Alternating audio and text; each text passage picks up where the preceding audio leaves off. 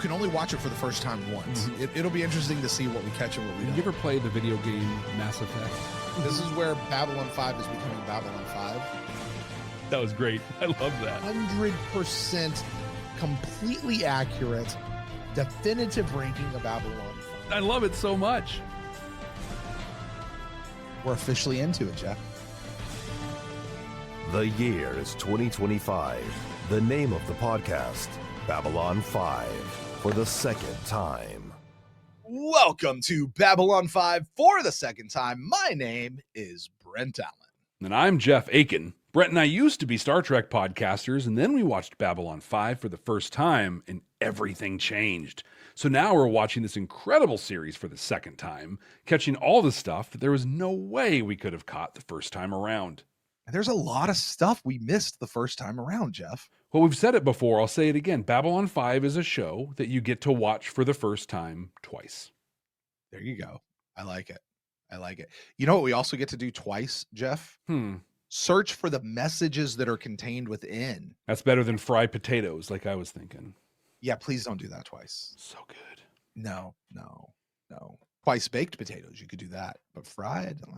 Baked potatoes, come on, man. You know what we do when we do this thing, though, Jeff? We ask questions like, is this episode holding up a mirror to society? Is it giving us hope things can be better in the future? Is it telling us how to be better human beings to one another? Those are the kind of messages. Sci-fi as a whole is just naturally situated to be able to do really, really well. There's what we did the first time around, but now that we're Babylon 5 experts, we have access to, I don't know, the man himself telling us what the messages are, we're re-examining even that whole piece of it. That being said, for all of you guys who are joining us for the first time, welcome to you.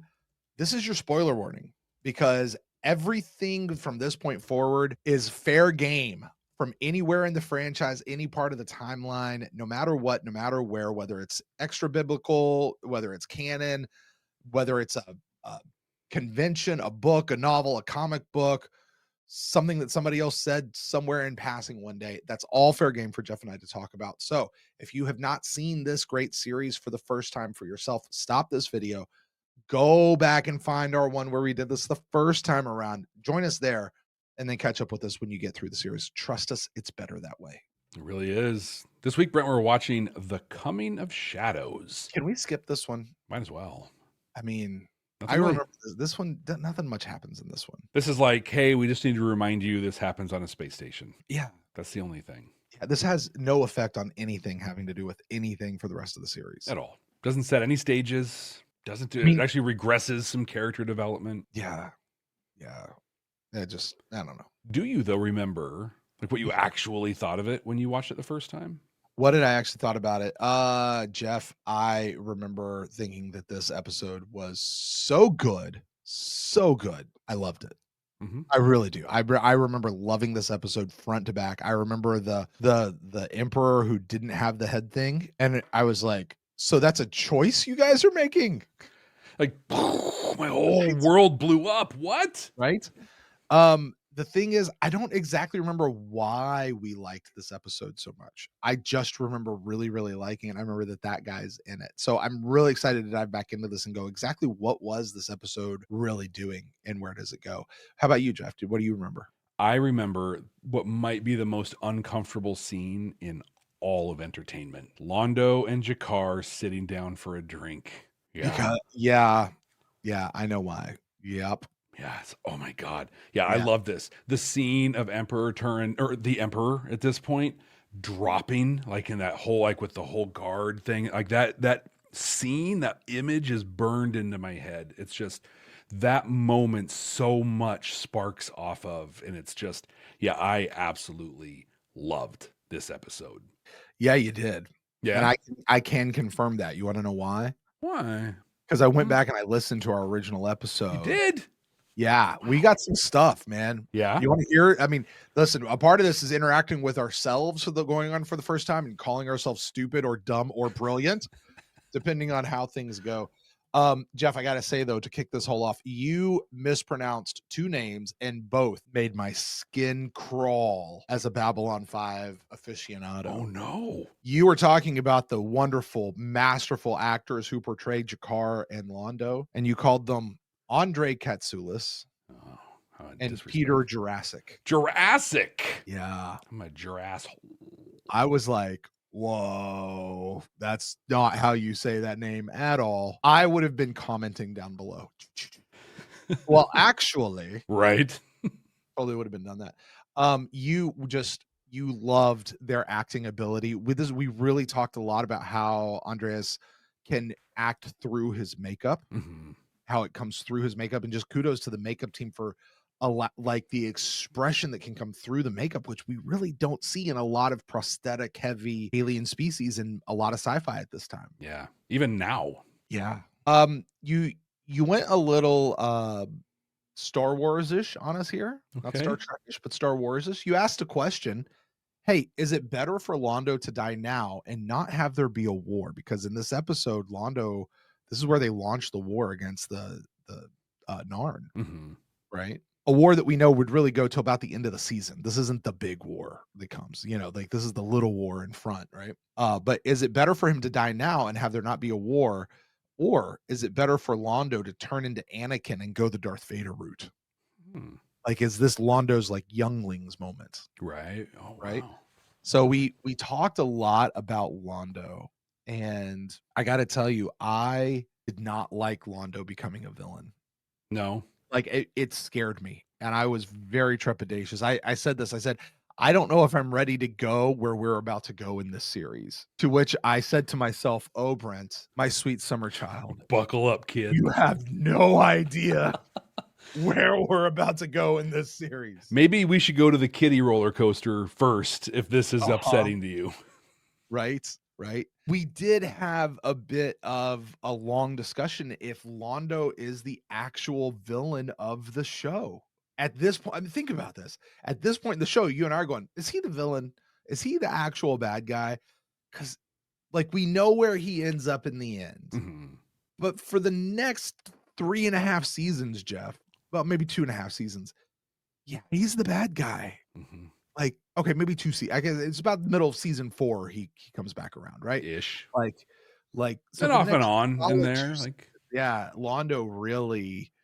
Nia says it yes, but also no. Exactly. But we really had this thought, and I said, we still see this redeemable part of Londo because we got to start the redemption of Londo Mollari at some point. It's the redeemable part of Londo. Listen, Jeff, I am nothing if not consistent. There's that. Agreed. You can read me like a book. Like that's a Brentism. That's what I say. This is just, I'm really clear. I loved this though. I asked if Londo will eventually become the Emperor because we had this whole thing about like, is the vision going to come true? Because in sci-fi, a lot of times you wind up with, oh, the future's not written. You can make of it what you will, blah, blah, blah, blah, blah. We asked if Londo's going to become the Emperor. And you said this, Jeff. You said this. Almost pulled into a ditch when you said this. You said Londo is eventually going to bring an end to the war by sacrificing himself. Did I? Yeah. Now, it was a different war. And the war was kind of actually already over, but there was this, certainly Londo sacrificing himself by the end. We also drilled down on the question of how is this all going to end, and Kosh's answer is in fire. Yeah. We had no idea that what that actually meant was it's going to end in fire because the station is going to blow up. Right. And literally end in fire. I took a bit of time to compare this to Signs and Portents. Because this is the title of the season, right? Like this is the episode title of the season. Signs and Portents was the episode title of season 1. And I said, this was not like Signs and Portents. This was a great episode. Signs and Portents on a first watch is very meh. It's okay. Yeah, and I was just saying Signs and Portents was meh. I'm now at this point in my seat adding on a first watch. Yes. I'm adding the qualifier right now because this was a great title episode. Like we said, this is the type of episode that the whole season should be named after. Right here. And I'll maintain that. But just for the record, so you don't have to send in emails, okay? Jeff, what was the number 1 episode from season 1 on our second watch? Signs and Portents. Okay, fair enough. Yeah. And we were in full agreement on that. So. Yeah. I didn't even have to look it up. I'm just like, yeah, that was the one. to. You wouldn't have to. We really appreciate getting to see Sinclair again. This is the episode where he does his little video message, Jeff. It is, isn't it? And I got to tell you, Jeff, I have a theory. All right, this is the red string theory of Brent and Jeff talking about Brent and Jeff. I think this is where we fell in love with Sinclair. I totally agree. Totally. I don't like when he was on the show and he went through, we never really had a whatever. He comes, you and I were so excited to see him back. Mm-hmm. And we're like, and it just feels comfortable and it just feels right. And it's just nice to see him. And it felt like a warm hug. It was Sinclair. Yeah. And then we see him again later, obviously in season 3 with War Without End. And then when you and I came back to season 1, it's like, it's our guy. Yeah, this is like, great. We like this guy. He's great. I think this is where we kind of really fell in love with Sinclair. Yeah, I really remember that moment of just like, I can't believe it, but just hearing that voice feels like, this is like, where have you been my whole life? You made a speculation about the Rangers. Speaking of Sinclair, you speculated that the human Rangers were the ones who are identified as ones having Minbari souls. Because we didn't know that much about them. We were first introduced to the concept here, and we didn't know anything about anything. But you said, yeah, they're the ones that are with Minbari souls. Mm-hmm. They are the ones that are going to be the next evolution of human and Minbar together. Like that's what the Rangers are going to be. Maybe they'll even go through their own chrysalis experience and kind of start looking like Delenn does now. Okay. That's not at all what it is. No. Like at all. And you were so far off base, but I got to tell you, I had a hell of a time listening to you just go way off base with that, man. It was a lot of fun. It was a lot of fun. I'll tell you something that wasn't a lot of fun. We asked about how like what role Veer plays in this. Because Veer goes and gets Morden for Londo. And your words were, at Nuremberg, he's guilty. He's an accessory. He's guilty of all of this. And he could be brought up on everything, and he probably ought to be. Wow. I was like, I don't want that to happen because we love Veer. We love Veer. The last thing that we had, Jeff, that I'll go into here is there's a little bit of a Bab 5 Deep Space Nine bouncing back and forth ripoff thing out of this episode. Yeah? Yeah, because in this episode, we get Sheridan's rule number 29. Okay. Yeah. And actually, I kind of chuckled because we laughed. It was this them rip because Deep Space Nine had been doing rules of acquisition for a while up to this point. So is this Babylon 5 actually ripping off Deep Space Nine a little bit and kind of poking the bear a little bit, poking back? I don't know, but I thought it was funny. The cool thing is, like, we totally get follow through on all of the rest of his rules because that becomes a really central part. Well, I mean, we get enough that we could write a book and have very few pieces that are missing. Right. Yeah. Very few pieces that are missing. Yeah. People could just make them up. Almost totally complete. Yeah. And actually, in the volumes of John Sheridan, it sits right next to his volume on conspiracy theories. Mm-hmm. Exactly. Right. It's the next volume. Yeah. Exactly. Jeff, those were some of the things that we talked about in our original viewing of this particular episode. You, however, went and scoured the internet, the interwebs, books and whatnot, maybe even the script book. I'm not really sure what all you checked into, but you said you had some stuff to talk about with this one. Lay it on us. What does the man himself, J. Michael Straczynski, have to say about The Coming of Shadows? There's so much. So I'm just going to let everyone know up front, I have heavily curated this down. The whole thing doesn't want to be, hey, here's all the things about it. There's a tremendous amount of literature online and in the script books and elsewhere on things. So I grabbed kind of the top couple of things that stood out to me. There are quite a few, Brent, I'm going to save for the episode watch itself. But one of the big ones, and there was some chatter in it in the council chambers chat, either before we started or early on, but this episode won a Hugo Award. Did it really? The first of two for Babylon 5, the second one being Severed Dreams. For those who don't know, Hugo Awards are the awards awarded to award for people who want awards. What are the Hugo Awards, Jeff? Oh, they're like the pinnacle of sci-fi.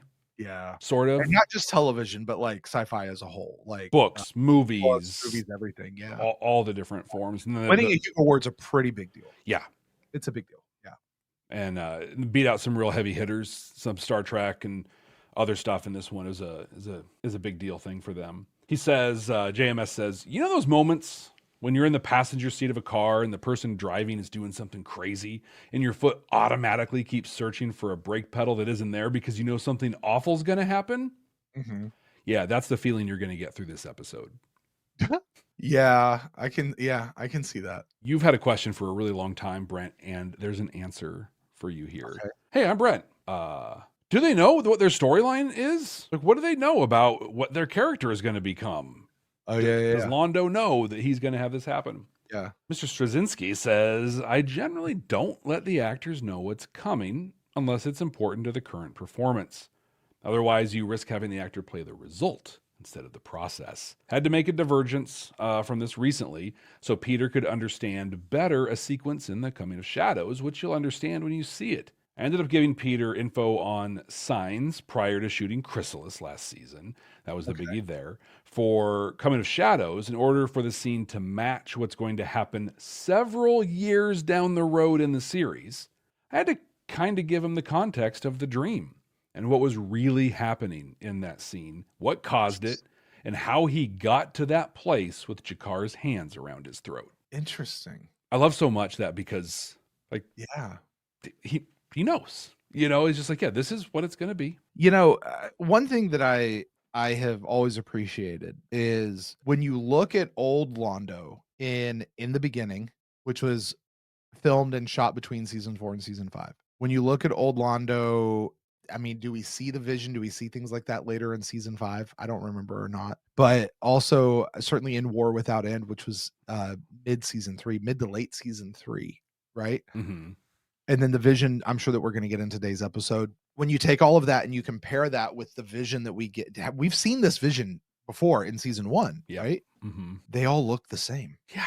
There's none of this like, oh, it looks better as they get on, or the makeup's a little bit different or something. No. It is all the same. And it almost feels like they filmed all of that at the beginning of the show. And they're just showing these clips as they go through. Like the consistency with it from the beginning, I think, is just phenomenal. Yeah. Turin Bay, who plays the Emperor in this, originally came in to audition for Elric in Geometry of Shadows. Interesting. Okay. We wanted someone with more menace, Michael and Sarah, but we were all just blown away by how wonderful, sweet, and nice of a person he was. And as he left, I told John Copeland, I'm going to write a part just for him. So I did. We cast him, and everyone on the set loved him, to the point that at the end of the shoot, they were saying, you bastard! How could you bring in this wonderful man in here and then kill him? Because what we know JMS does one thing really well. He kills kids and he kills old people. He does. Think about it. Every time we get an old person on the show, they die. They're going to be dead every time.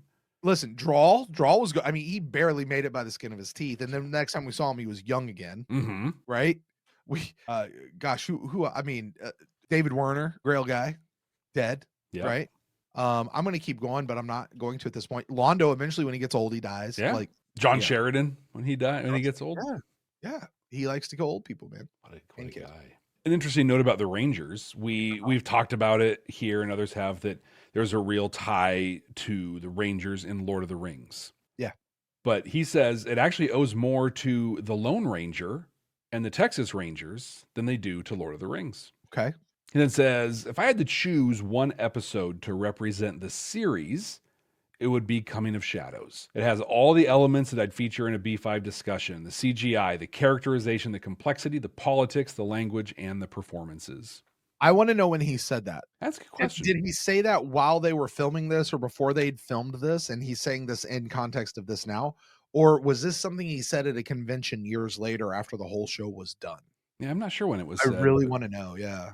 Because I think it changes the impact of that statement a little bit. The last one for now, and then I have some for during the episode itself, but he says, The Coming of Shadows is a deliberate mirror image of midnight on the firing line, partly to illustrate the notion that the wheel turns, as Jakar says. And if you forget that, it eventually turns on you, and you'll be ground underneath. By mirror image, he just means in Midnight on the Firing Line, the Narn attacked the Centauri, and in this one, the Centauri attacked the Narn. I'm curious in watching it if we can see some other points that might be mirrored. That would be an interesting, do it as a solo, episode of thing. As, hey, listen, he says this thing. We're going to compare and contrast those two specific episodes. That'd be to me, that'd be interesting. I don't know if it'd be interesting to anybody else. To me, I'd be like, yeah, let's do that. Yeah. Well, it'd be interesting to do it. And then if it's not interesting, just, that goes to the archives and nobody knows. So, Brent, what do you say we watch this episode? I think we should do that, Jeff. I'm excited to. If you're joining us for the very first time, welcome. We're really excited that you're here. So you know what's going to happen. Brent is about to bring the episode up, and then the two of us are going to watch it right here with you.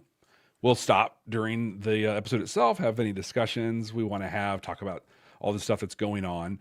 That discussion will be edited up for YouTube. So if you're watching this on YouTube, you'll see the reaction video style kind of a edit on this one. If you want to see the full and unedited version of our discussion on the episode, you can get that at our Patreon page. It's patreon.com/Babylon5 first, the number 5, the word first. There's a link down in the show notes. And if you're listening to us on an audio podcasting app, we're going to keep that reaction in for you guys, because a lot of times there's a great discussion in the middle of that. We don't want you guys to miss that. And then we'll meet you on the other side where we're going to share thoughts, talk about the messages, all that sort of stuff. Have a fun little discussion as we go out. So, Jeff, let's watch The Coming O Shadows. Let's do that. Is this our first time seeing the homeworld? I think it is. Yes. The Royal Liner is standing by. We have adequate warships for protection, and they're prepared to set forth as soon as we arrive. As soon as I arrive, you will remain here. I must protest, Majesty. As I expected. But someone has to remain here in case there is a crisis. Like he has the crest. And you, as my prime minister, are the first in line of authority. The doctors say your condition is very delicate. The least amount of stress. All the more reason why I should go now, while I still can. What I must do, I cannot wait any longer. No need for that now. It's interesting. Everything we've heard about the Emperor to this point is that he's inept. Are not as important as they used to be. Sometimes I think our women are right when they shave their heads and rise above these things. Majesty. I will go among them as I am. You have always served me well, old friend. And sometimes I think I do not thank you as much as I should. Goodbye. The thing is a Centauri, he's got a pretty good idea that he's going to die. Oh, that's a good point. He's seen his death. He probably knows it's on Babylon 5. Yeah. I wonder what out of context bits he gets that he doesn't quite know what it is. I got to say, though, I loved what he just said to Malachi here. Yeah.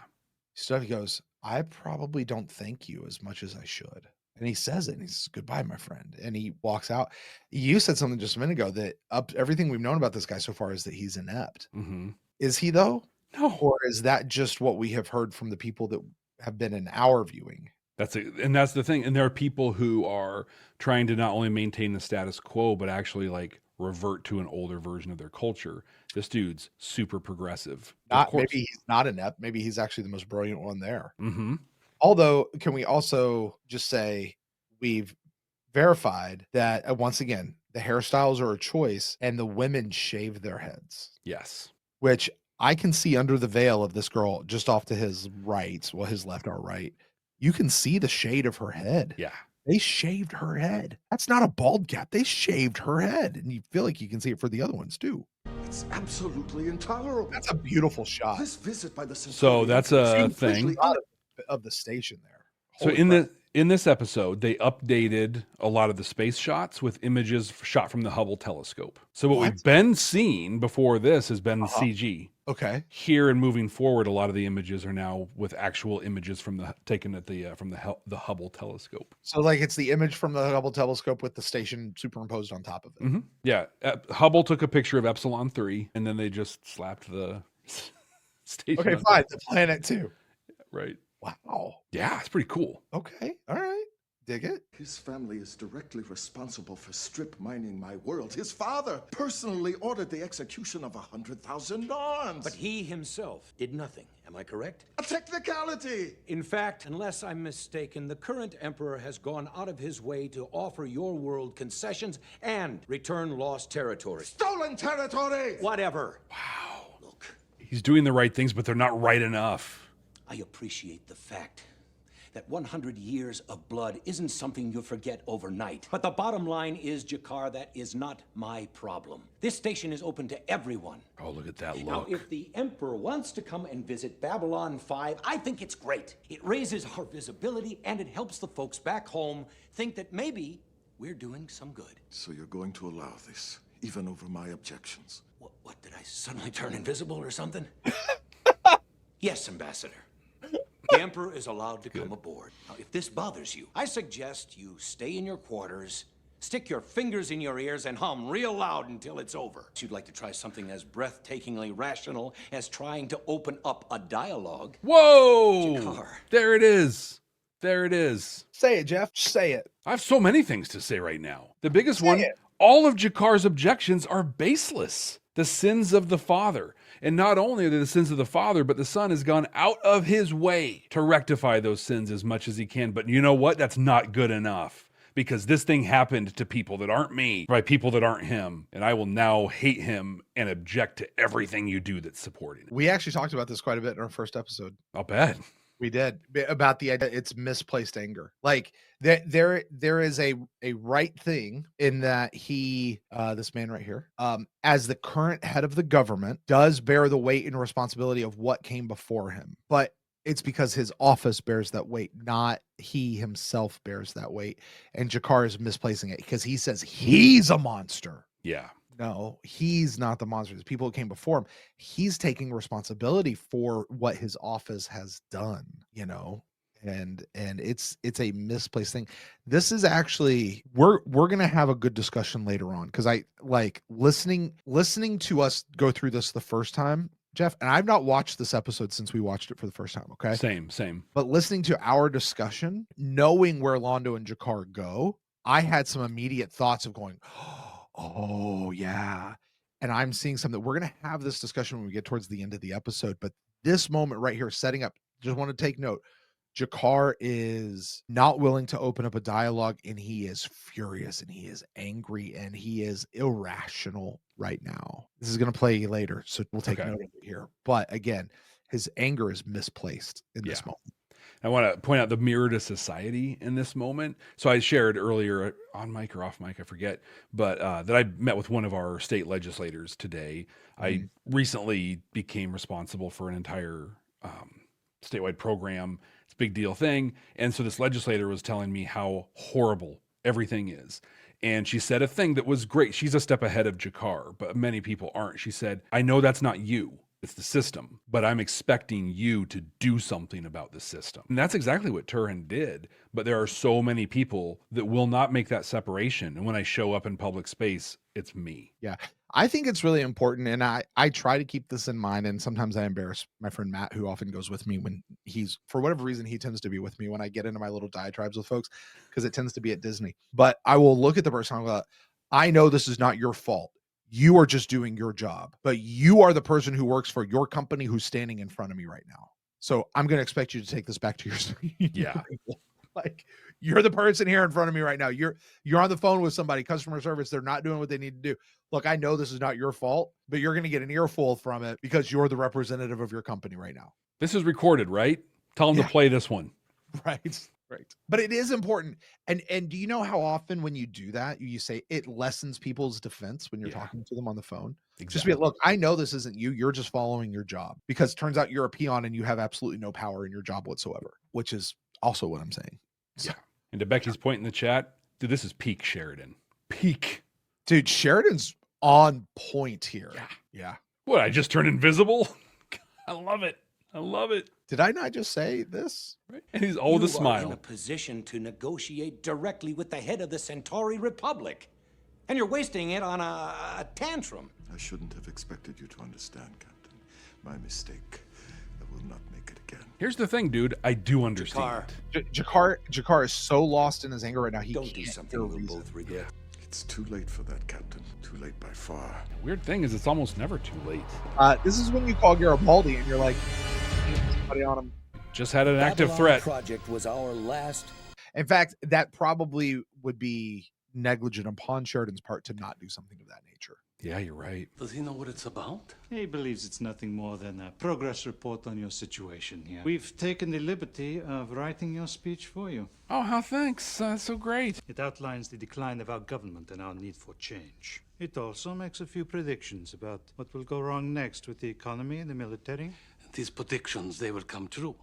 Already arranged. Yeah, Veer being in the room's not a good look. A word or two in the right ear. The method is unimportant. What matters is that when it comes through, the Emperor will look weak and short-sighted, whereas we have our eyes on the future. Will you? You know, you mentioned Veer. It's an interesting thing how servants like Veer can be in a room and be completely ignored by this class of people. Right? Doesn't even exist. Right? Like spill all your beans right in front of that person, doesn't even matter because you're too busy to notice that that person exists. Yep. And Stephen Firstheight, Paul in the chat, the guy with no lines is acting just as much as the other two guys. Yeah, absolutely. It's awesome. Mm-hmm. I will leave you to study the speech. If you have any questions, you know where to find me. Yeah, he doesn't even look at Veer. Just puts his glass down and walks. Yeah. This conversation makes you uncomfortable? Yes. Yes, it does. Then for once, we have something in common. That's Londo reaching out right there. He's like, help me, please. Londo saying, note the beginning of where these two people are. Jakar, pissed off, mad. Londo, really uneasy. Don't like what's happening here. This is bad stuff. Warning signs, warning signs. Yeah. Not okay. Listen to your body, Londo. Listen. Whose ship is this? Is this the Emperor's ship? I think so. Okay. I offer the hands of friendship. On behalf of the Earth Alliance, I accept. This is my second. That would be Commander weird if Susan that Von, wasn't the appropriate Chief greeting. of Security Michael Garibaldi, Dr. Stephen Franklin. I'm a Chief little of Staff sad of that our we didn't Medland hear facility. It's an honor. We News of didn't get him work like you're doing practicing here it beforehand. has reached Right, me exactly. The Royal Palace on Centauri Prime, and I'm deeply moved by the knowledge that you would choose to stand in harm's way in the interest of peace. Thank you. Just before he gives his speech, there will be greater exposure. Are you still prepared to go through with this? Yes.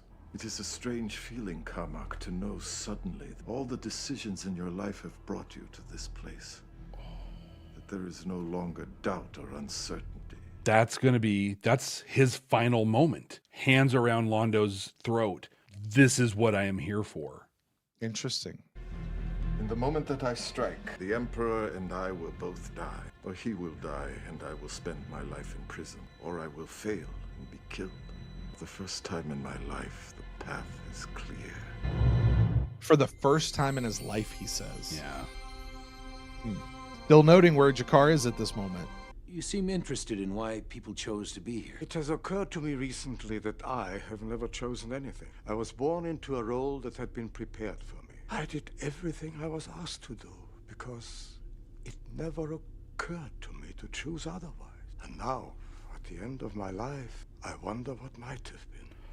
Oh, That's why my father taught. So there's such a parallel to Bester. Okay. In this, through the novels. Bester did the same thing. He was born into a role that was prepared for him. He did all of the things that was expected, blah, blah, blah. And then near the end of his life, he started to see things very differently. Saw it through it. And then he ended up regressing because of stuff. But yeah, just like hearing the Emperor say that, it's like that's Bester's story as well. If there are two completely unrelated characters within Babylon 5 with that experience, how many of us are there in real reality? We were born into a role. We went through the motions. And then in our deathbed or near the end, we were like, oh, crap. That was not it. I mean, that's Londo, though. That's Londo's whole thing. Yeah. He's born into a he's got a role and he forgot how to dance. Yep. Right? No regrets then. No regrets. But just a few. You? Enough to fill a lifetime. So much has been lost. So much forgotten. So much pain. So much blood. And for what? John lived the life he wanted to live. No regrets. The present Turn full of them. The future frightens us. Our lives slip away moment by moment. Jeff, I'm sorry. You were talking over what the Emperor was saying right there. And that is a beautiful line. It is. I actually like should put on a t-shirt. I even have it captured here just because in the Lurker's Guide, JMS made sure to capture the full quote. So he may actually say it, but I'm gonna watch and make sure. Just a few. The past tempts us, the present confuses us, and the future frightens us. Our lives slip away moment by moment, lost in that vast, terrible in-between. Yeah, that was the whole thing. God. The past tempts us, the present confuses us, and the future frightens us. I don't know that I fully agree with that. No? But I don't know that the future frightens me. I don't know that the past tempts me. This is where, like, I want to sit down with a man and be like, what did you mean by that? Like talk me through that, because you might be right. Like I might go on with you on that one, but I'm not entirely sure. But I love how it sounds so great. It sounds so poetic, right? Like I want to be on it just because it's poetic, right? Right. It sounds very Minbari. Right. But if I think about it in a different term, the past tempts us. That's nostalgia, right? Like there's nostalgia where you're like, oh, those were good old days. Then there's the nostalgia of, God, if only I could. Again, in a real way, the entire premise of our content empire is based on the past tempting us. We are called to the past. The present confuses us. What am I supposed to do with my life, man? What am I doing here? This is a job I really want? Am I supposed to be a dad? Like, am I gonna be able to do this thing? Questioning, and that's not a constant state for us. But I imagine more people are confused by their current state than are fully confident and know this is where they belong. I'm also relating this to Londo specifically, but I wonder if it actually relates to Londo and G'Kar for both of them. Past tempts us. Londo is constantly tempted by the past, the way things used to be, right? G'Kar constantly tempted by the past and this thirst for revenge for what has happened in the past. The present confuses us, right? What am I supposed to do? What's my next right step? Why am I here? What am I even doing here right now? Londo says, right? G'Kar is like, I've never been clear about what I'm supposed to do. Just sort of meandering through life and just kind of full of rage this whole time. What are we supposed to do? Well, I think about that too in terms of like the scope of the show.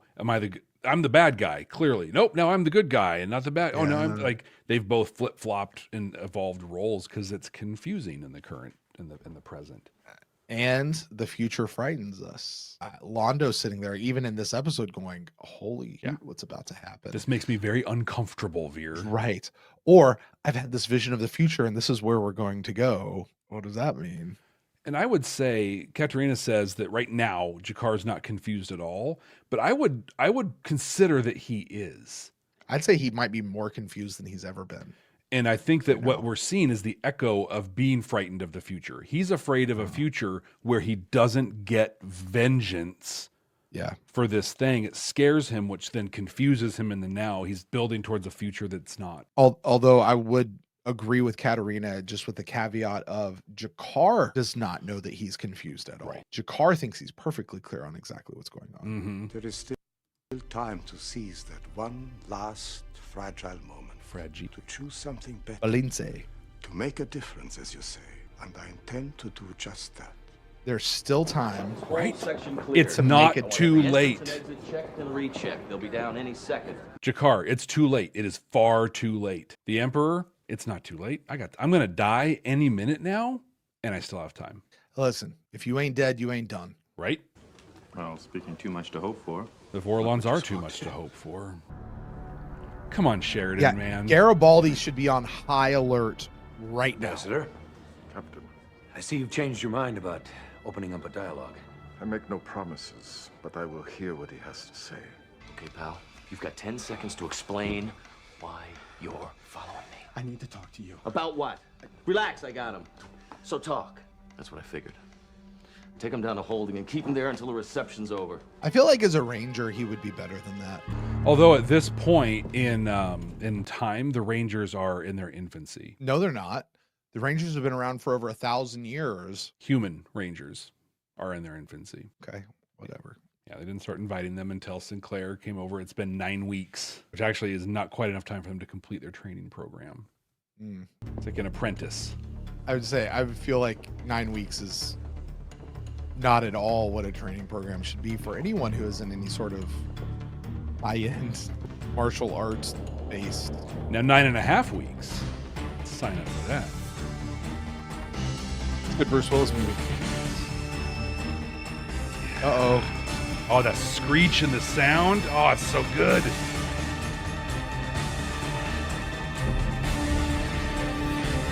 I love how they slowed it down, and not in a real corny way, but just like an impactful, dramatic slowdown. God. Dude, that was so elevated by Christopher Frank's score, though, right there. Way better than the dude that did Crusade.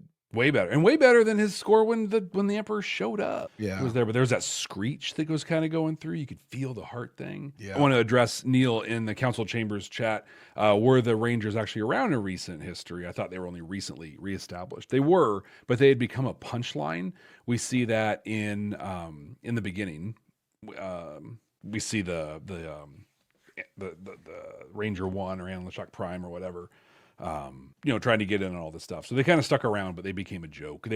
Valen set them up to be on watch and ready for the return of the shadows in about 1,000 years, but it became a punchline for everything.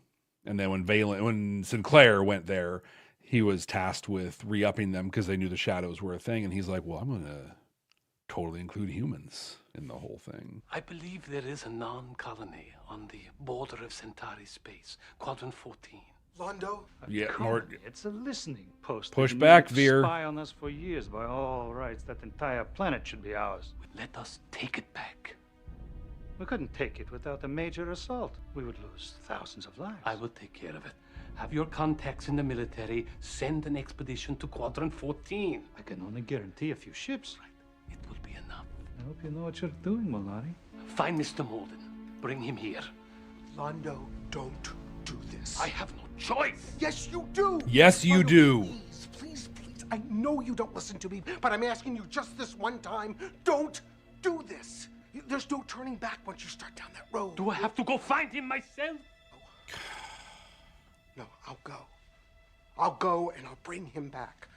And someday I'm going to remind you of this conversation. And maybe then you'll understand. I understand. Just fine. Do you? By this time tomorrow, we will be at war with the Nan. May the Great Maker forgive me. It's actually G'Kar that needs to forgive you. So here we have G'Kar, who is ready to kill the Emperor. Mm-hmm. Actually, he literally, I was ready. I'd prepared myself. He's ready to kill the Emperor. And he's seething. Yeah, I'll listen, but I don't. And here we have Londo, who is, oh my God, we're doing this. Yep. We're actually going to do this. He is hesitant. He is reluctant to step in and make this next move. G'Kar is chomping at the bit to make this next move, but he's being held back by something. With luck, he's feeling better. All they have to do is prop him up for 2 minutes. I'll call you back. Well, leaning into the comedy a little bit there. Just let me slide it in. Enter. I want to watch this movement. Just how. No, watch how Andreas literally walks and looks directly into the camera. Like he's looking at us. Like watch how he does this.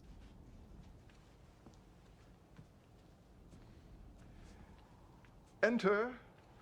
Yeah. But he's clearly not talking to us. Like he's, right. But it's he's making contact with us. How is the poor fellow? He just broke the fourth wall. I was so looking forward to meeting him and opening up a dialogue. His Funny, intestines. he was looking forward to meeting you too. He had a message for you. Given his present condition, he asked me to relay that message for him.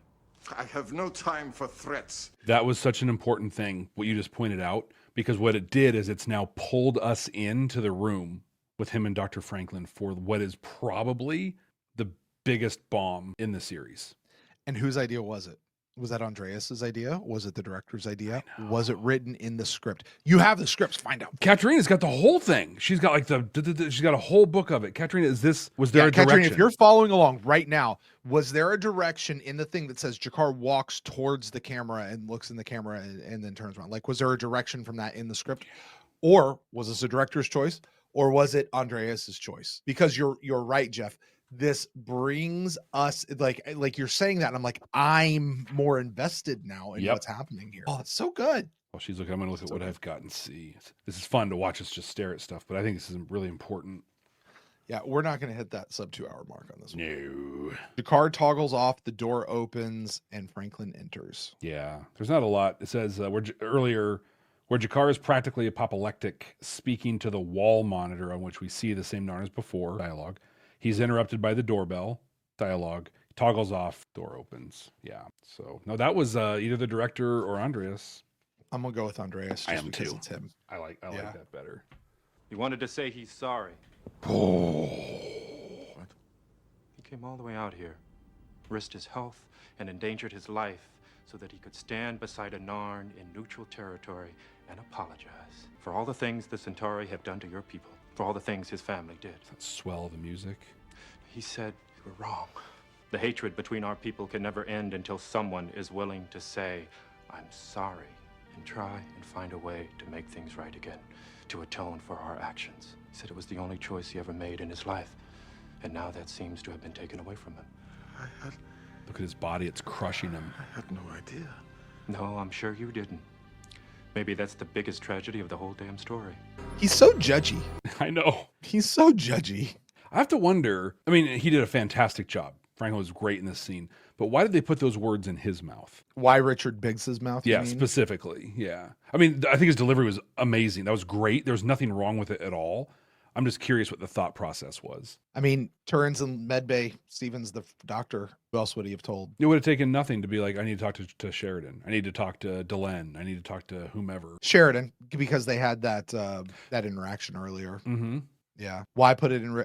He needed more lines for the episode to justify his paycheck. That makes sense. Also, Richard Biggs fucking killed it. He nailed it. Yeah, it was great. To stand toe to toe with Andreas and give him that to feed off of. To physically crush him with those, with someone else's words. Like, because we know Bruce could do it, no problem. Yeah. But I mean, Biggs coming in, man. At no point in my hatred for Franklin did I have anything bad to say about Richard Biggs. Always appreciated his performance, but this is a hallmark, high water mark. This might be a new favorite moment from him as an actor. This specific moment right here. Even the judgy, like it's not over the top judgy. It's literally just like, you stupid bastard. Like, well, he's just saying what we're all thinking. Exactly. Heat this up, Shakar, and soon you won't have a planet to protect. Again, they shot this now. Look at the makeup. Look at how the lighting, the everything. It is to later on. Yeah. They could have just shot all of this now and then played clips later on. I see a hand reaching out from amongst the stars. What is the time? Time for you to get a watch. It has begun. Attack! All wings attack! Look at that space. That looks really good. Keep them away from the colony. Keep them. There's one ship there. I don't know if you noticed this. Cutting through us like butter. They're also a wee bit bigger than we are.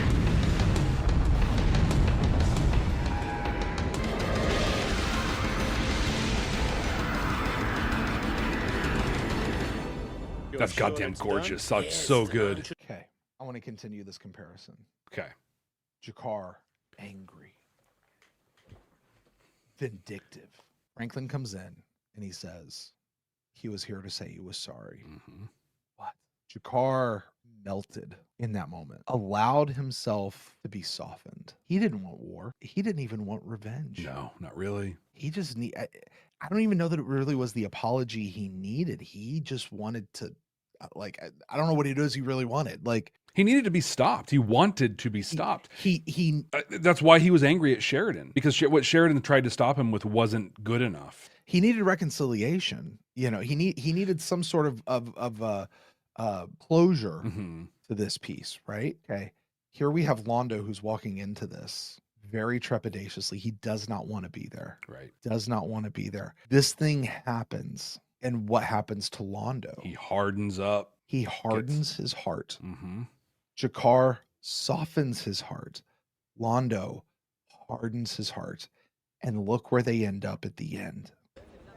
Yeah, he's like he could go throw up right now. This is such a great scene. No, I can't explain everything. I'm going to get you a drink. No, I don't know. I'm not sure. Sit, Molari.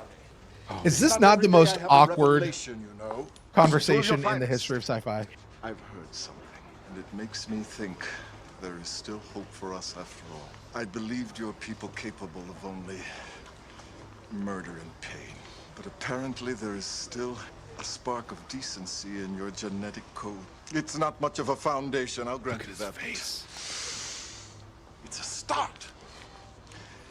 I never thought I would be saying this, Molari, but for the health of your emperor, perhaps to your health as well. Jesus Christ. To the Emperor, and thank you. Oh, man. For what? He's almost hoping it's poisoned. So right here, do you see that moment right there? He, like, you can almost see it in his face. Look at it again. Look at his face. Right here. Is that not the moment right there where he steels himself and hardens himself? He decides that this is where he decides he has to. I wonder, earlier, the car says it's too late. It's far too late. And I flippantly said, it's almost never too late. Is this too late? No. I agree. Because,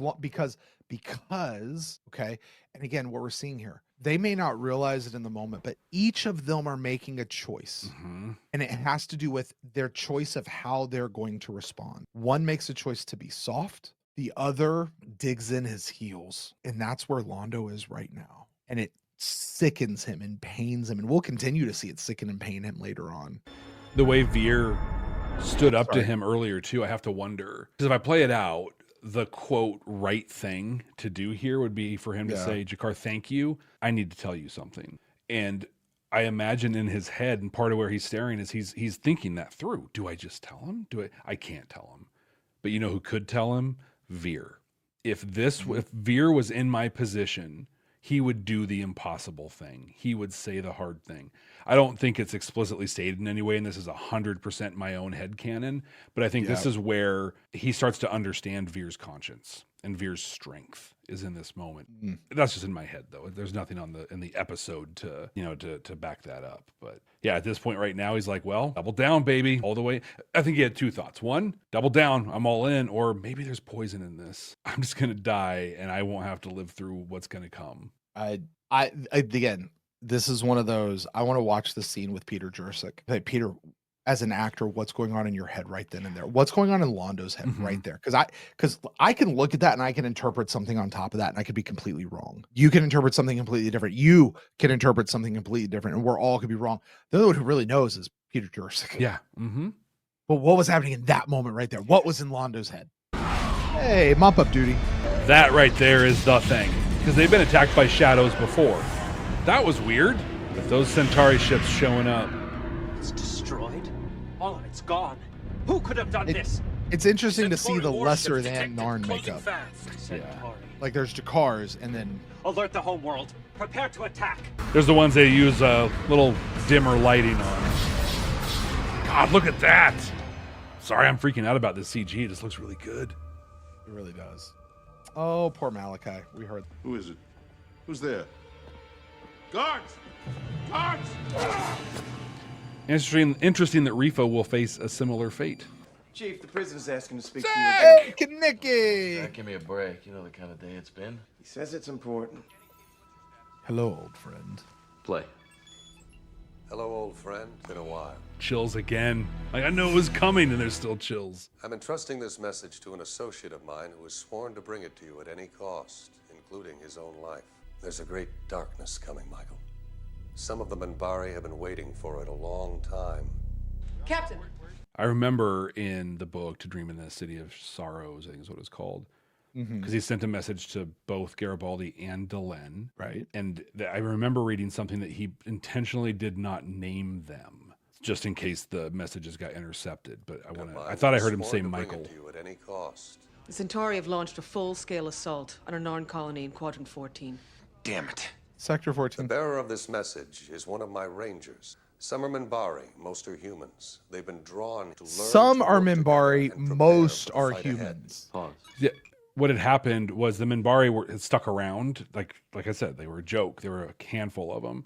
He was put in charge to rebuild the program. His job as the Earth ambassador was basically anyone who landed on the planet who was from Earth, he had to meet with them to be like customs, sort of a thing. And so he decided to leverage that and start recruiting. People would come and be like, hey, welcome. Hey, have you ever thought about fighting with a stick or anything? How do you feel about robes? Fighting with a stick. How do you feel about robes? And then he started building up. It was the Minbari were not sold on the idea of the Rangers. There were some Rathen with the Grey Council and some others who were, and the The One. There's some. He had a title like The One or something like that. And I know there are people in the chat who can give it, but like basically the president, I guess, or whatever. Okay. For lack of a better term, who not like Ducat out with the Grey Council, but this dude's on the planet. His dying wish, his dying as he died, you, Mr. Sinclair, will revive the Rangers. And Naroon reluctantly agreed to help, but like nominally. He was very that lends so much more weight to when Naroon comes onto the station later and bows the knee to Delenn and calls her jal'Zha. It also makes sense why he thought it should be him, because he helped rebuild the order. That wasn't just I'm warrior and I should take it. That was that I was there, man. I was there. Right. I reached out my hand. He betrayed me. He knew, and he betrayed me.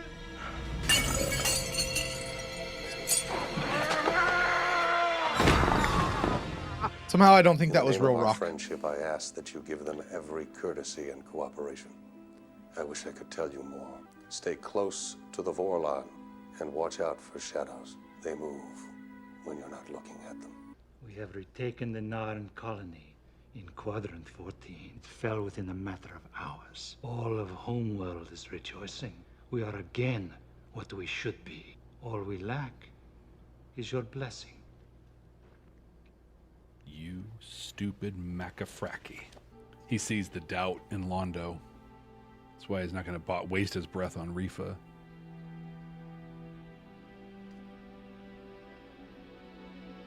God, and it's on top of that, right? Like he's got the Jakar thing he's carrying, and then it's crushing. He's dead. What did he say? He said, continue.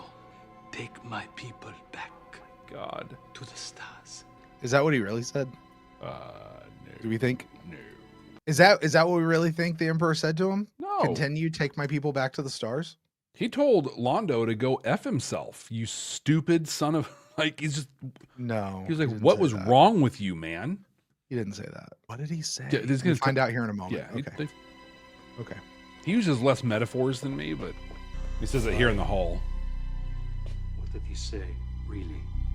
He said that we are both damned. Well.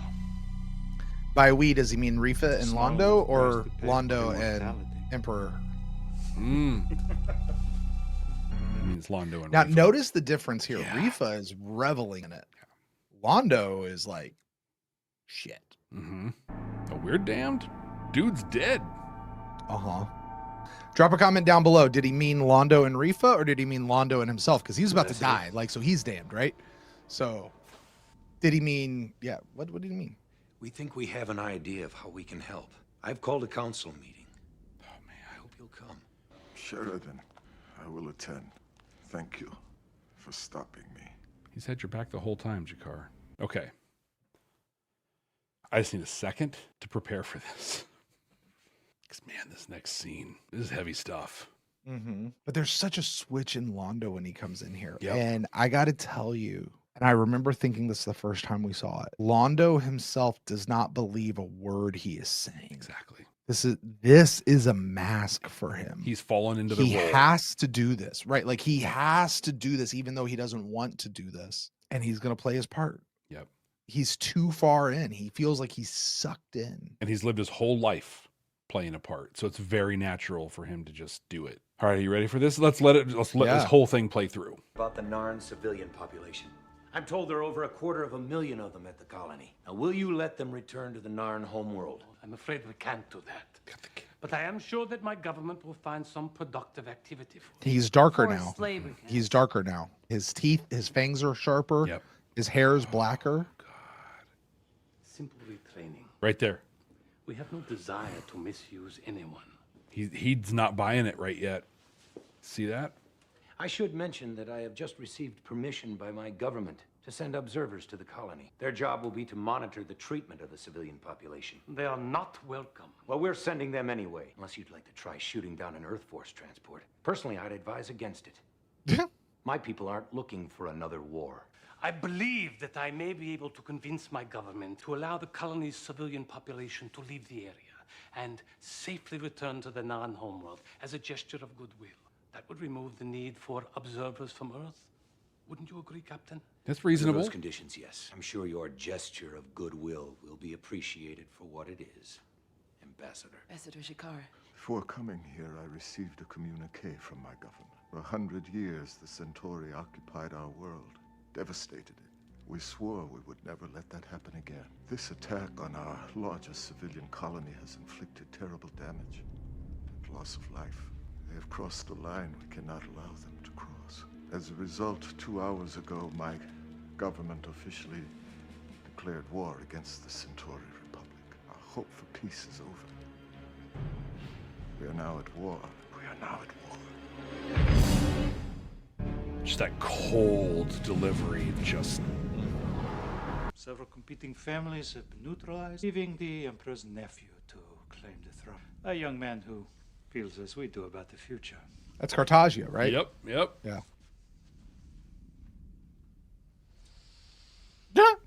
That's great. Yep. I don't know that I noticed that last time. The way Veer was just like, For the first F time in you. 100 years, Ambassador. That's...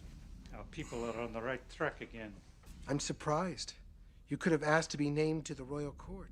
It would have put you in a position to become emperor yourself someday. That's what you want, isn't it? No, I have no desire to be emperor.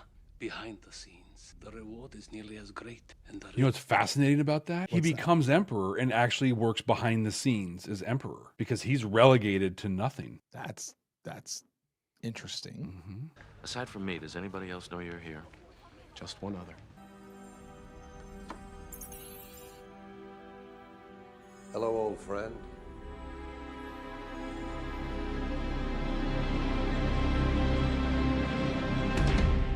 All right, Brent, that's the Coming of Shadows. Anything you want to go back to or touch on? Jeff, this is an episode that deserves to be watched again and again, to be paused, to be stopped, to be dissected, to have every scene analyzed on its own and in the context of the story of the episode and in the context of the story of Babylon 5. Yeah. I don't know how long it actually took for you and I to watch a 43-minute episode because of all the pausing we did. About an hour and a half. Take out the technical issue we had in the middle. Okay, an hour and 24 minutes. Yeah. Okay. And we've barely scratched the surface of it. We have done an entire other podcast episode on this episode talking about the messages, and we've barely scratched the surface of what is really contained within this episode. There's so much going on here. There's so much richness that is happening. I saw somebody in our council chambers chat say earlier, and I apologize. I did forget who it was who said it. This, I have a famous quote, Jeff. It's in the opening of every one of our episodes these days. Yeah, I know where you're going. This is where Babylon 5 becomes Babylon 5. The person who said it, if you're in the council chambers and you said this, please shout it out so I can say that you're the one who said it. This is the episode where Babylon 5 becomes Babylon 5. Yep.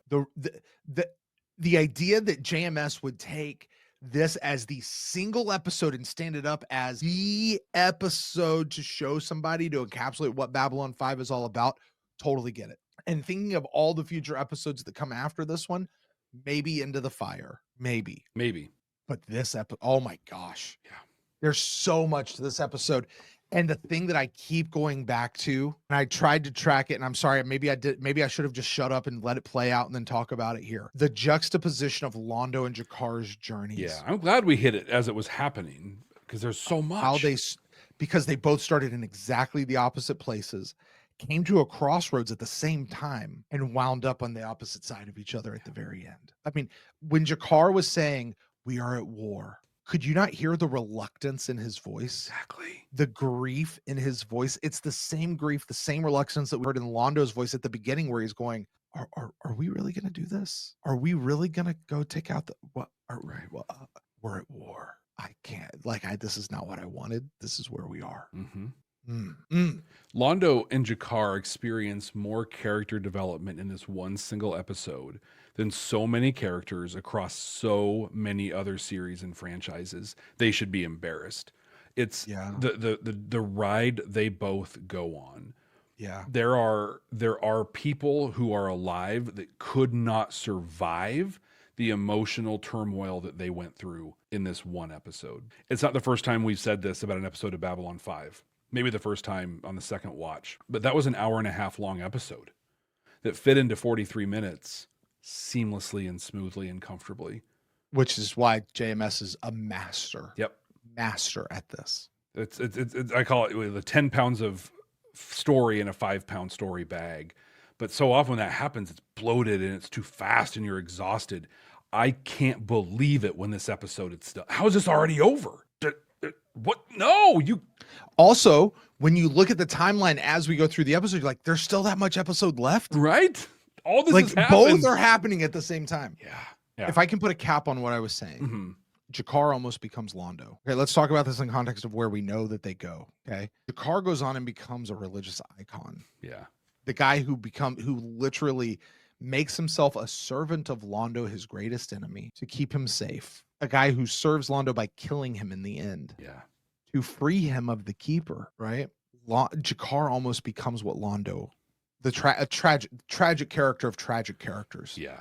Like Shakespeare did not have as good of a tragic character as Londo Mollari. Yeah, JMS, I said it. You made one better than Shakes. You did it. The difference between Londo and G'Kar, the difference for G'Kar is when the moment came, he allowed himself to be softened, not to be hard. He didn't dig his heels in. He allowed himself to be softened. And this decision that we see in this episode is the decision that changes everything for G'Kar going forward. Yeah. When I think forward as to what all's going to happen, it will trace back to this is the moment G'Kar changed. The moment when Richard Biggs is standing opposite of him and says he just wanted to apologize. And Andreas collapses. What a powerful episode, Jeff. It's so fast. And then everything else to go with it. Right? And in the canon and the series of Babylon 5, what's so fascinating is when we first saw the dream, the image of the choking, we took it with a grain of salt. What is that? I don't know. Okay. In this one, it is crystal clear, beyond a shadow of a doubt, that is an expression of the deepest seated hatred possible between those two. Yeah.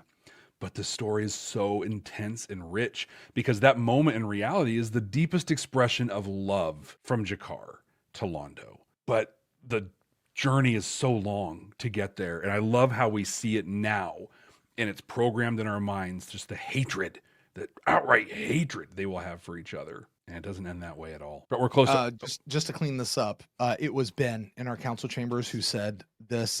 He said, you joke about this is where Babylon 5 becomes Babylon 5, but here it is true. Coming of Shadows is the first time Babylon 5 really shows its full potential. There are better episodes ahead, even in this season. I agree with Twilight Struggle being at number 1, because it is. But this is so far and beyond anything up until now. It is a masterpiece. Jeff, it wouldn't shock me if at the end, if we did a top, episodes of the entire series, this is one of them. We did do that actually. I think it was. This is one of them. And this one, my respect, and I feel it is for you too. So I'm going to say this on your behalf. Okay. Our respect for this episode was really high coming into it. It has skyrocketed, whole new going level. Out of it on a second watch. Something we could not have picked up on a first watch. Only by having a second watch could we have done this. Absolutely. We've already talked some about messages, but Brent, this is a unique episode because JMS actually tells us what the message is. Does he? How close are we? Well, so what did he say versus us? I'll read it here, and I love this because so often, like, oh, he was saying this. He just outright says it. Okay, great.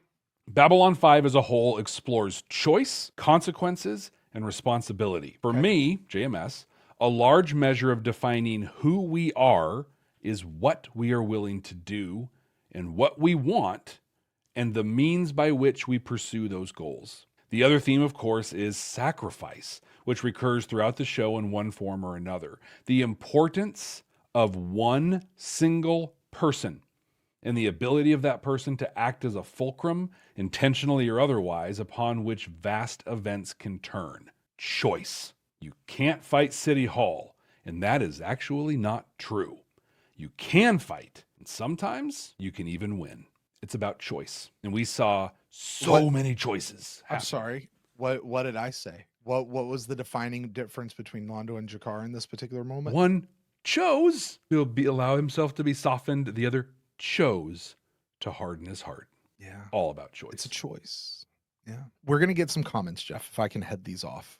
Okay. And you guys want to send in these comments, go for it. You want to send in emails, go for it. We're going to get them. I promise you we are.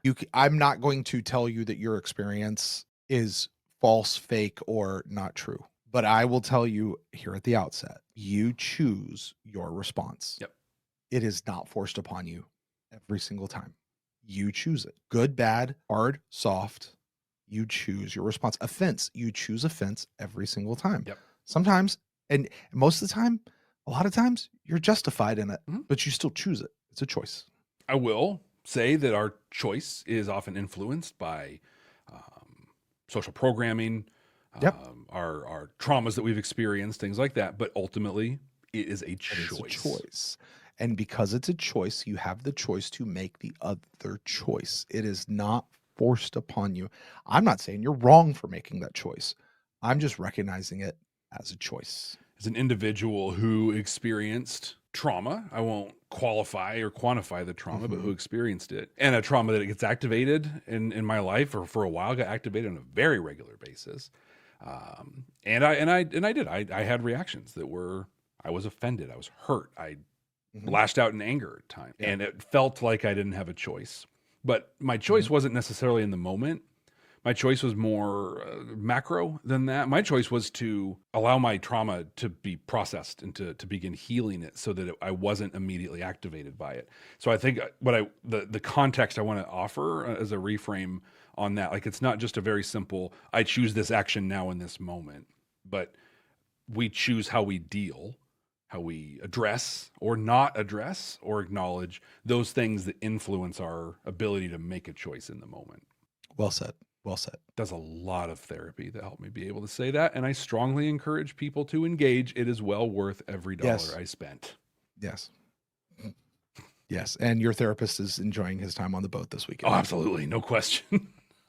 Jeff, do you have anything else about this episode you want to talk about? So much. We've done so much already, and we're going to barely scratch the surface at all, but I'll give you a final opportunity. I'm just going to say, at this point, if I say anything more, it's amazing. This is great. I'm gonna jump to the next part of this whole thing and cut a lot of this out. Brent, this is the number 1 episode. I'm ranking it at number 1. It would be, if I did anything else, everyone should unsubscribe and send horrible things to my house. Yeah. This was. I can give you his address if you need it, folks. This is a freaking master class. Yeah. Yeah. Absolutely. Absolutely. This one deserves a third watch someday. Jeff, I could see we've said Babylon 5 for the third time will not happen. Correct. I could see us possibly. I'm not committing us to doing this. I want to be very clear. I'm not saying Jeff and I are going to do this in the future. I could see us doing the highlight episodes as we go through for a deeper dive. I could see us doing something like that. Maybe in the future, this would be on that list automatically if we were to ever do something like that. Yeah, absolutely. Yeah. By the way, that's going to make Soulmates number 2, Geometry of Shadows number 3, and Race Through Dark Places number 4, and I believe that's Points of Departures at number 5. I think so. And I think how that goes right now. Well, Jeff, that's going to do it for Coming of Shadows. That sucks. No, I'm sorry. I have to. Hey, Jeff, that's not going to do it for Coming of Shadows, but that's going to do it for our discussion today of Coming of Shadows, because there's so much more that really could be dove in. Divin. We got a new episode on deck next week. Well, not new episode, but you know what I mean. An episode that, frankly, Jeff, was really funny to listen to you and I in the last episode try to even pronounce the name of this episode. So dumb. Grappus. Grappus was where we landed. We landed at Grappus. But how could we have done that? We heard it one time on an episode a while ago that we didn't like listening to or watching. Right. What's wrong with us? Jeff, do you remember what your prediction was for Grappus? I do. That's funny because, like, I'm looking at my prediction. I'm like, what am I even talking about? But that's good context because we couldn't have pronounced the name. Actually, I need to say mine first because it makes yours just a little bit more funny. Okay. All right. Let's put this in context. Okay. we were trying to figure out how to just say the freaking word. Like, what is this? We have no idea what this is. And you said, okay, Brent, what is this? Okay. Really, this is it. This is where the Farfignugan comes into the Flim Flam and inverts the power coupler for the Snarflack. And so then I said, actually, this is where Garibaldi gets deep into the med lab and says, the snozberries taste like snozberries. And then I said, or it's like a new alien race, like the Drazi or something that'll have some sort of a lasting impact. And then I bounced off that. You did. I bounced off of that, and I actually quite love this. I said, you know what it is? It's another Zathras. Like, it's the same race. It's just it's like his brother or something. It's you have Zathras and you have Grappus. That makes so much sense. And then you did this. You quipped, everyone's gonna call him the new like they're gonna call him Zathras, and he's like, no, I am not Zathras. I am Grappus. Are you serious? So close, Jeff. You're so close. Oh my God. You're so close. Oh God. Well, people, we're not going to see Grappus next week. We're going to see Gropos next week, right here on Babylon 5 for the second time. Thank you so much for being here. This has been a long one, and I feel like we could go so much longer on it. But thank you for being here with us. If you haven't already, please subscribe. Please rate us, review. And I think specifically on this one, comment, please have some conversation. You can go to our website at babylon5first.com, or it's the number 5 in the word first. We have a contact form there that comes into our shared email. Like, let's have more of a conversation. I want to never stop talking about this episode, at least not until the Long Twilight Struggle comes up. Thank you for being here. Please share this show with someone else. This is a great one to kick them off on. I'm going to go ahead and wrap this one up. Brent, thank you so much. Everyone watching, listening, thank you. We'll see you next time. Hey, Jeff. So close. Yeah. Hey. Hello, old friend. Hello. Is this a recording or am I is this a phone call, video call? Hello. Whatever you do, don't tell anyone about what I just told you. I never will. I mean, we're not some deep space franchise. This station is about something.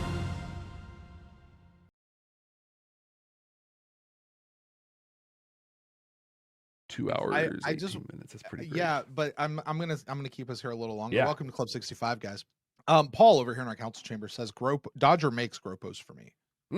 Also, Kefir buddying with those two other grunts is a lot of fun, and basically it's like the only Kefir episode really ever, and I think that's about right. Like, there's this one and then the one where he dies.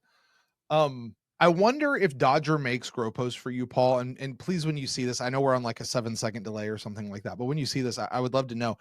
Think about it for a second. Is it really that Dodger makes this episode for you because of what happens in this episode? Or is it because you know that we see Dodger again in Day of the Dead and it calls back to this, and now you have this connection, this 2-point connection with Dodger and where it goes? And because Dodger certainly stands out in this. Also, Tiny stands out in this episode. Really does. Is that his name, Tiny? I think it's large. It's large. Large. You know, but you knew who I was talking about, didn't you? Katerina asked me to show my shirt. I'm pretty proud of this one. Mathematica, Master of Numbers. Pretty nerdy little Metallica riff right there. Did you know that? I mean, Jeff, this is right. You're a music guy, so you're really plugged into the whole music scene, and this is your jam right here. Ed Sheeran. Ed Sheeran? Is that how you say it? The singer. So does Shireen. The singer. Ed Sheeran. It's Ed Sheeran. Ed Sheeran. No, Ed Sheeran. Go ask your daughter. It's Ed Sheeran. Whatever. Did you know that he always had, like, he had a dream or a vision or whatever, he wanted to do 4 albums. Okay. He's had this idea since he was like a teenager. Apparently he wanted to do 4 albums, and you know what the names of the albums would be? 1, 2, 3, and 4. No, plus, minus, times, and divide. Okay. It's the mathematical symbols. Yeah. And if you look at his albums, that's what they are. Now, I don't know if he has more than 4 at this point, or if he just stopped. He's like, I have completed my musical genre journey.